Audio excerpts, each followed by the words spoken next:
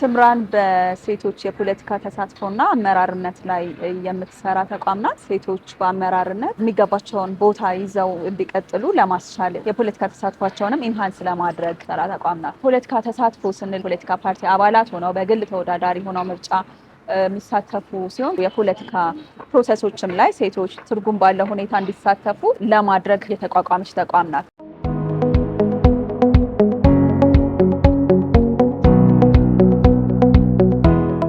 ሰራን ያለነው የሴቶችን አቅም የማጎልበት ስራ ነው።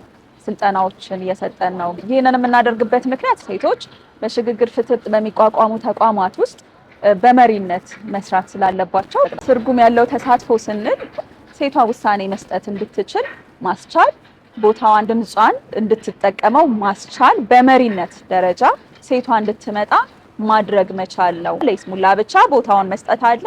ትርጉም ያለው ተሳትፎ እንዲኖራት መሪ እንድትሆን ድምጿ ደግሞ ለውሳኔ ሰጪ አካላት ውስጥ እንድትካተት እንዲደረግ ነው የኛ ፍላጎት።